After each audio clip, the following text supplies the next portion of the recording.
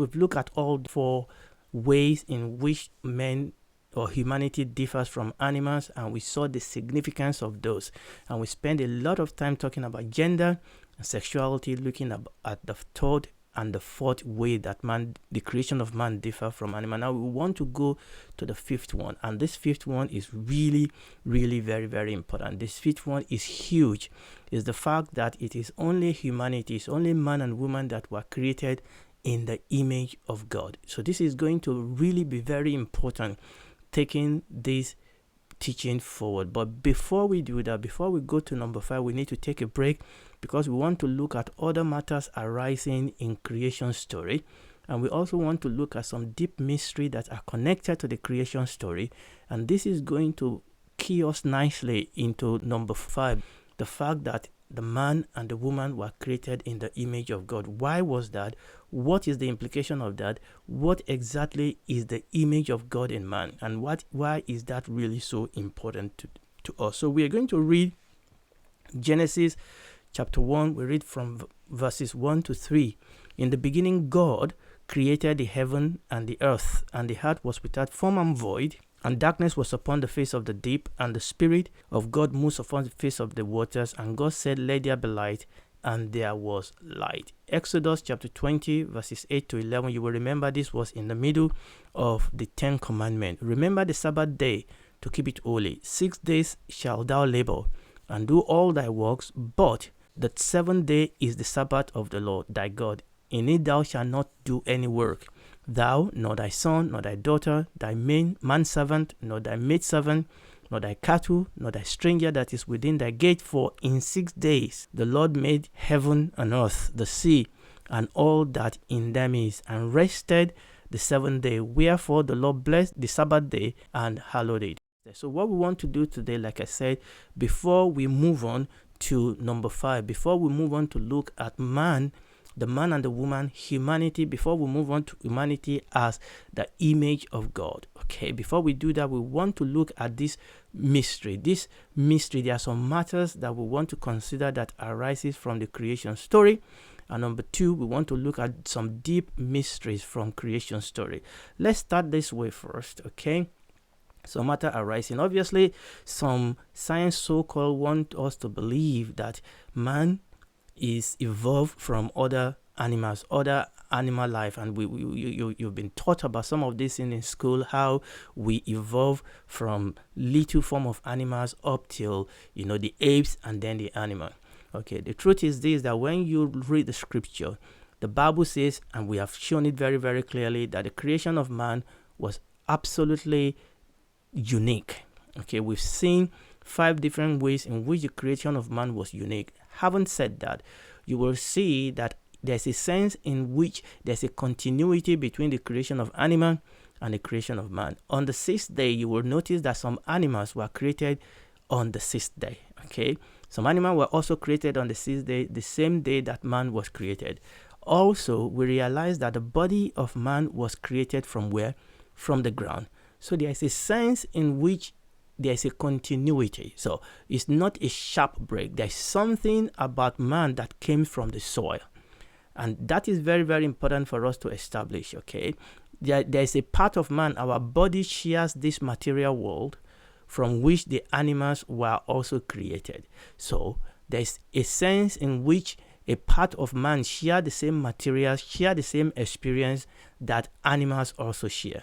So we need to establish that is not a clean break. Yes, animals have blood, man have blood. It is true there's a sense in which there's a limited sense in which some animal could be trained to do 1 or 2 things that a human being can do. For example, some animal don't talk, but some animal could be trained to actually say 1 or 2 syllables. So what we are saying is that there's a sense in which there's a continuity because man dwells on earth. Okay. But having said that, we have to see that man was created. There's something about man that is different. In fact, not just something, that the core being of man is different from animals. There's no continuity between our core being and that of animal, because the Bible says that God made his body out of the soil, and God breathed into it the breath of life, and man became a living soul. Like we saw when we go to our number, I believe it was number 3. Let me check that. It was number 2. That the creation of man was unique. Yes, God formed his body from the soil, but God breathed into it. There was something that came from the very being of God, from the very heart of God, from the very nature of God that came out of that into that body that was never done to any other animal, and man became a living soul. And that is why when animal dies, animals extinct, they disappear. There is something in man that is eternal. There is something in man that will not die, because that thing came from God. And the Bible says that when man died, the spirit will return to God who created it. And it is important that, yes, in one sense, we recognize that there is something in man that is a continuity of the creation in the 6th day with the other animals. But at the same time, that the core being of man is totally different from other animals. That there was something in man that no other animal shares.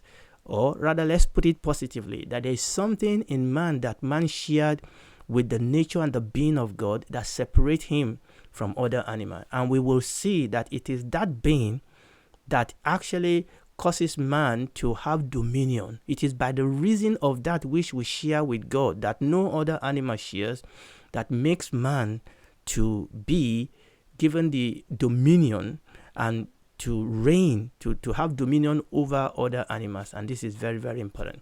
So this is one matter that arises from our reading of the creation story. However, some people may ask that how do we reconcile other pagan story of creation to this creation story of the Bible? Because it is true that the book of Genesis is not the only story of creation that has come down to us from ancient world. And that is true. That there are some other creation story from the ancient world. For example, we have the Babylonian creation myths. We have the Canaanite creation myths. So there are some creation stories that have come through some other tradition that has come down to us from ancient world. We have tales of gods making mankind from other creation worlds. So the question then is that did Moses draw from this pagan story? Can we actually believe the story of Genesis? Is it a situation of Moses actually drawing from this pagan story? And this is what we want to look at the moment.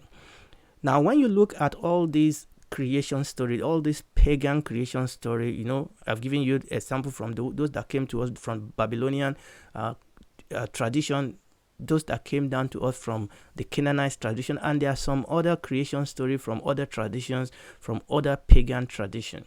And when you look at all this story, and I'm not going to spend time to look at them individually or come into the detail, but people have looked at them, and people said that yes, it is true that there are some details, that are similar. When you look at the creation story in Genesis chapter 1, and when you look at all these other stories from pagan tradition, that yes, it is true that some details that are similar, but this story are significantly different from the story of the Bible. This pagan creation story are significantly different from the story of the Bible in some important respect. So this is very, very important. So while some details are similar, there are significant contrasts between pagan myths and the Christian creation story. So let's look at some superficial similarities. And the question is, does this similarity actually count against the truth and the originality of the Genesis story? And the answer to that is actually no, it doesn't count against it. If anything, it counts for it rather than against it. But look at let's look first at some superficial similarities. Oftentimes, a whole lot of this story have story about what the water above and the water beneath firmament, which have been separated. They have story about light before the sun, moon, and the star. Both describe mankind's failure to please the deity. Both refer to plants that confers immortality. Both many of them will mention serpents, and many of them will also mention global floods. So yes, in some of these details, some of these pagan record of creation have some similarity they share with the Genesis story. but there are profound differences, and it is these differences that set the story of Genesis apart. Okay, the first thing is that most of these pagan story will talk to you about war of gods. Okay, one god battling with another gods. You don't see that in Genesis creation story. This was God stepping into the stage and creating. It's not about one god fighting another gods. It's not, battle of gods. No.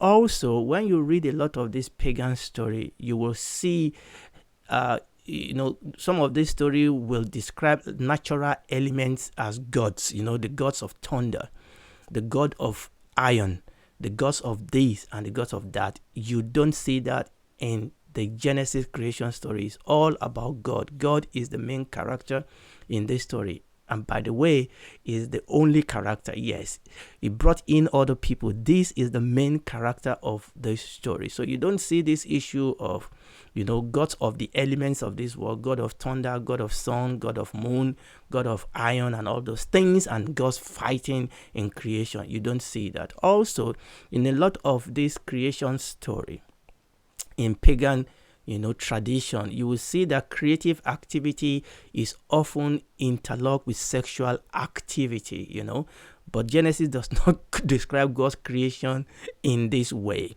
Also, Genesis record of creation talks about day, talks about in the beginning, it talks about days. Oftentimes, a lot of these pagan creation story and myth speak oftentimes not in the sense of days, but in the sense of seasons. But there is one very important point in which the creation story in Genesis chapter 1 differs from the pagan story of Genesis, and is at the point that we are in at the moment, is about the creation of man and the relationship between God and man. Oftentimes in this pagan creation story, man was an afterthought.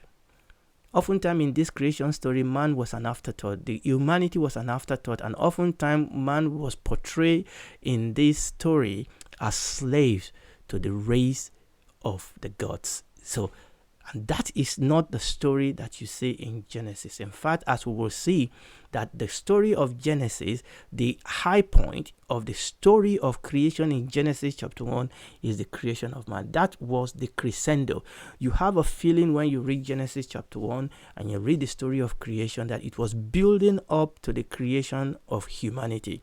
It was building up to the creation of this special being, the man and the woman that God was going to create.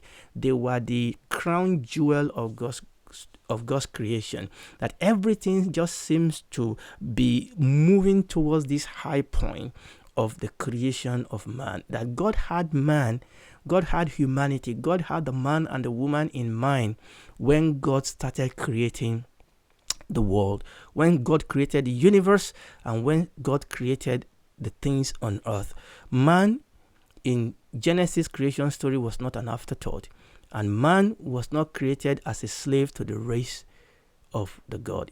The humanity was not created as a slave race for the gods, unlike a whole lot of this story that you read in pagan creation story. The existence of other creation myth actually shows that other culture knew the truth of creation, but it has been polluted. The story has been altered. The fact that other culture, even culture before the Jews, even those culture, they have some sense of some of this truth. And like a lot of these things always happen, the devil has polluted those stories. So the existence of those stories actually shows us that the story of creation was already in existence.